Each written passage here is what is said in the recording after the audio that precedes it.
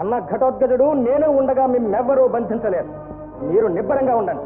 ఆ బాధ్యత మాకప్పగించండి. నీవు అంతటి వాడవని నాకు తెలుసు నాయన. కానీ నీకు పద్మవ్యూహంలో ప్రవేశించడం తప్ప నిష్క్రమించడం తెలియదు. ఎంత విపరీతం! అధికారం తలగట్టగానే ఆచార్య హృదయం మారిపోయిందా? పాండవాభిమానం భస్మమైందా? రారాజును మెప్పించడానికి అర్జునుడు లేని వేళ చూచి పద్మవ్యూహం పన్నుతాడా? ఎంత ఘోరం!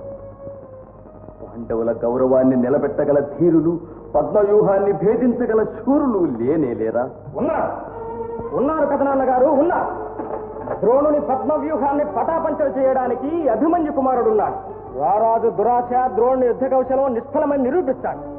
అన్న ఘటోత్కచుడు నేను ఉండగా మిమ్మెవ్వరూ బంధించలేరు. మీరు నిబ్బరంగా ఉండండి. ఆ బాధ్యత మాకప్పగించండి. నీవు అంతటి వాడవని నాకు తెలుసు నాయన.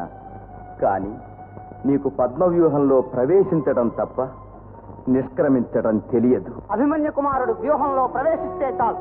నేను కురుసేన పైకి ఉరికి యమదండ సదృశమైన గదాదండముతో వారి తలను పిండి చేస్తాను. ఈ ఆపదకు మూలమైన ఆచార్యుని మీదికి లంఘించి తలకొట్టి నే పుట్టిన పని నెరవేరుస్తాను. గగన మార్గానికి ఎగిరి పద్మవ్యూహంలో దుమికి తమ్ముడికి నేను సాయపడతాను. అంగీకరించండి. అంగీకరించడం అంత సులభం కాదు నాయన. వీరోత్సాహాలే కాని పరిణామాలు మీకు తెలియవు. అభిమన్యు కుమార, నీవు పసివాడవు, కొత్త పెళ్లి కొడుకు, జీవిత మాధుర్యాన్ని ఇంకా చవి చూడని వాడవు.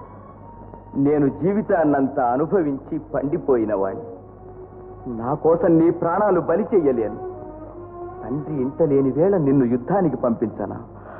ఆ పనింద నేను భరించలేను. నీ కాయం కసుగందితే నేను సహించలేను. మీరు క్షేత్రంలో చేజెక్కితే మేము మాత్రం సహించగలమా? మా అసమర్థతను భీరుత్వాన్ని నాన్నగారు క్షమిస్తారా? భయపడకండి పెదనాన్న, నన్ను ఆశీర్వదించి పంపండి పెదనాన్న. ఆ పసివాడి ప్రాణం ఒక ఎత్తు, మా ప్రాణాలని ఒక ఎత్తుగా రక్షిస్తాం. సరే, మీ మాట నమ్మి సాహసిస్తున్నా. ఎవరక్కడ? కుమార, పాండవ గౌరవ సంరక్షణ భారం నీపై ఉంచుతున్నా. ఉదయం సాగబోయే సంగ్రామానికి నీవే మన పక్షాన సేనాపతి. పాండవ సేనాపతి అభిమన్యు కుమారునికి, అభిమన్యు కుమారునికి. కుమార, వెళ్ళు. వివిధ దేశాధీశులు ఈ పద్మానికి రేకులు. రాకుమారులు కేశరాజు, కర్ణ, దుశ్శాసనాది కురువీర పరివృతుడైన రారాజు కర్ణిక, శకుని, అశ్వత్థామ, కృపాచార్యాదులు అవసరానుగుణంగా మెలగాలి. నేను వ్యూహమంతటా పర్యవేక్షిస్తూ సంచరిస్తాను. సుయోధన, భయంకర కాలసర్పం నోటపడిన మండూకమైన తప్పించుకోగలదు గాని ఈ వ్యూహంలో చిక్కిన మానవ మాత్రుడెవడు ప్రాణాలతో బయటపడలేడు. పార్థునికి ప్రవేశము నిష్క్రమణము తెలుసు. అభిమన్యు కుమారుడు కూడా ప్రవేశించగలడు, కానీ నిష్క్రమించడం అతనికి తెలియదు. నాన్నగారు, ఆ కుమారుని వెంట పాండవ యోధులంతా ఒక్కమ్మడిగా ముగ్గురంలో ప్రవేశించి మీ సంకల్పాన్ని భగ్నం చేస్తే? అసంభవం. వారిని నిరోధించడానికి ఈ సైంధవుడున్నాడు. పరమేశ్వరుని తపోబలంతో మెప్పించి పార్థుని తప్ప పాండవులనందరినీ ఒక్కరోజు జయించే వరం పొందాను. ఆనాడు అరణ్యంలో నాకు జరిగిన పరాభవానికి ఈనాడు ప్రతీకారం చేస్తాను. కానీ మాయాబల సంపన్నుడైన ఆ ఘటోత్కచుడు అంబరానికి ఎగిరి అభిమన్యు కుమారునికి అండగా వచ్చు. ఆ భయం అక్కర్లేదు తమ్ముడు. ఘటోత్కచుని మించిన మాయాబల సంపన్నుడు మన పక్షాన కూడా ఉన్నాడు. అవసరమైనప్పుడు ఆదుకుంటానని నాకు మాట ఇచ్చాడు. అలంబుసా,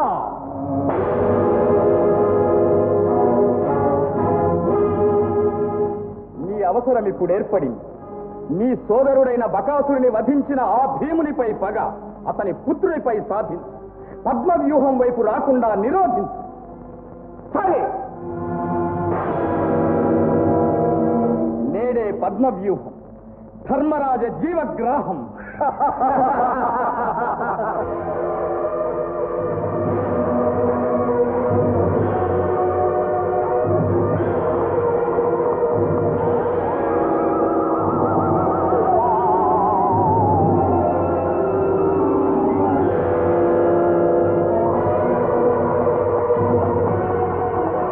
మోహరించిన శత్రుసేన సమూహాన్ని విరధులను విగతాశువులను చేసి నీ స్వామి ఒంటరిగా వ్యూహంలో ప్రవేశించాడు. ఒంటరిగానా? వెంట వెళ్ళడానికి భీమసేనాది మహావీరులంతా ముందంజ వేశారు. ధర్మనందన, ఈనాడు నన్ను జయించడం మీకు సాధ్యం కాదు. చిట్టెలకు సింహగర్జన నేర్చిందే, ఎంత సాహసం! జై పాలాక్ష.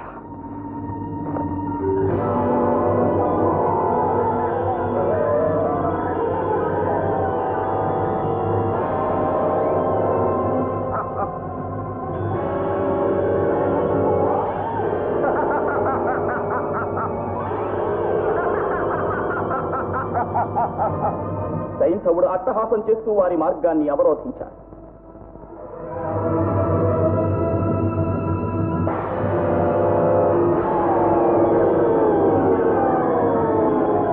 ఘటోత్కచుడు అభిమన్యునికి అందగా ఆహవరంగంలోకి లంఘించాలని అంతరిక్షానికి ఎగిరాడు. కానీ అలంబుసుడు ఆయన మార్గాన్ని ఆటంకపరిచాడు. ఆ భయానక వ్యూహంలో అసహాయుడైన నీ స్వామి ప్రళయకాల దావానల ప్రతిమానుడై శాస్త్రవ సేనారణ్యాన్ని దహించి వేస్తున్నాడు. ఆచార్యుని అవస్థ చూస్తే నవ్వు ముంచుకొస్తుంది. అభిమన్యుని ఆటోపానికి ఆగలేక పారిపోతున్న కురువీరులను హెచ్చరించుకుంటూ పద్మవ్యూహమంతటా పరుగులు తీస్తున్నా. దుశ్శాసన, అభిమన్యుడు వ్యూహంలో ప్రవేశించాడు. పురోగమించకుండా నిరోధించు. అలాగే గురుదేవా. నిలువెల్లా విషంతో నిండిన నీచుడు శకునితో తలపడుతున్నాడు. అభిమన్యు మా పాతికే పారింది. ఇక నీ ఆట కట్టు. నీ బ్రతుక్కు ఏ చెట్టు నీడనో జోదం ఆడుకోక మహావీరుల్లా విల్లు పట్టావా? ఆ జూదానికి నీ తలే నరికి పావుగా ఉపయోగించబోతున్నావు. కాచుకో.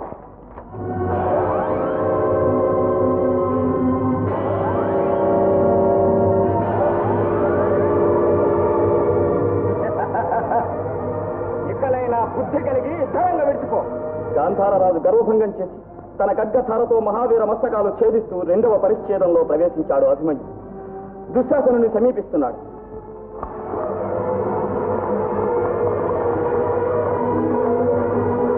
గురుకుల కళంక, అబలావస్త్రాపహరణ ప్రవీణ, ఇప్పుడు నీ ప్రాణాలు అపహరిస్తాను. నీకు దిక్కున్న వారిని తలుచుకో. దిక్కుమాలిని సాగు నీకు దాపరించే వ్యూహంలో ప్రవేశించావు.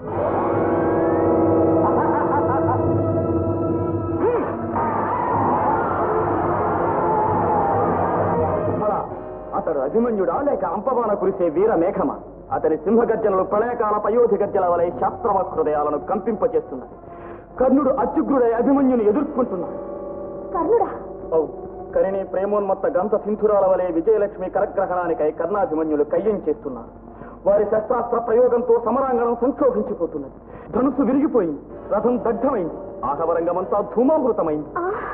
కలవరపడకం, పొగ విచ్చిపోయింది. కర్ణుడు కథన రంగంలో ఎక్కడా కనిపించడం లేదు. వీరాభిమన్యుడు విజయోత్సాహంతో చతుర్థ కక్షలో ప్రవేశించాడు. రారాజును సమీపిస్తున్నాడు. ఆగు అభిమన్యు. ఓ గురు సార్వభౌములా, తమరేనా మా ధర్మనందరిని బందీ చేసేది? నిన్నే బంధించి మా మహారాజు కాలుకు తెస్తా. అభిమన్యు, సమున్నత గిరిశృంగాన్ని సాహసంతో ఢీకొంటే ఫలితం మృత్యువే. నీ బెదరింపులకు అదిరిపడడి అభిమన్యుడు. ఈ ఒక్క బాణంతో శృంగభంగం చేస్తాను చూడు.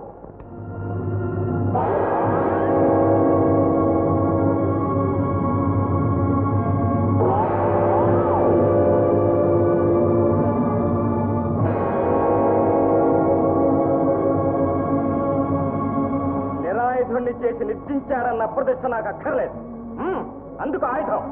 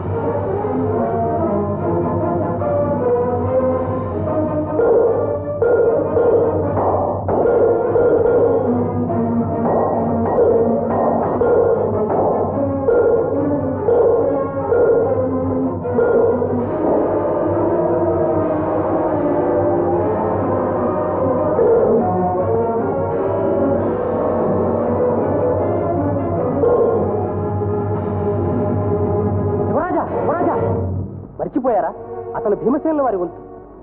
అవును సుయోధన, నీవి సుఖమరణానికి నోచుకోలేదు. తొడలు విరిగి జీవన్మరణ యాతనతో దిక్కుమాలిన సాగు కావాలి. పెదతండ్రి ప్రతిజ్ఞ నిలబెట్టడానికై కురురాజును ప్రాణాలతో విడిచిపెట్టాడు. కాకుంటే కౌరవ పాండవ సంగ్రామం నేటితోనే సమాప్తమయ్యింది. వారి ధర్మదీక్షే వారికి రక్ష. కొండతో పొట్టేలు ఢీకొంటున్నట్లు అభిమన్యు కుమారునితో లక్ష్మణ కుమారుడు మార్చుకుంటున్నాడు. జీవించదలుచుకుంటే నా సముఖానికి రాకు. నా జబ్బలావుకు వీరాధి వీరులమని విర్రవీగే నీ అబ్బలే తప్పిపోయినారు. నువ్వెంత, నీ బ్రతకెంత? ఇది ద్వారకా నగరం కాదు, కురుక్షేత్రం.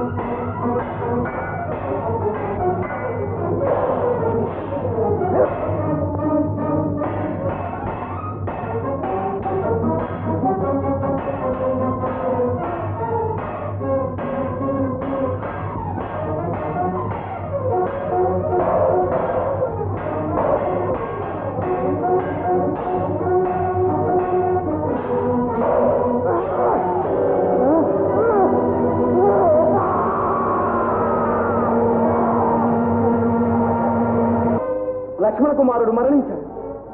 నా కల నిజం కాదు. భయంతో నా స్వామి పరాక్రమాన్ని అపార్థం చేసుకున్నాను. వారు విజయలక్ష్మితో తిరిగి వస్తారు. తెలుగు వన్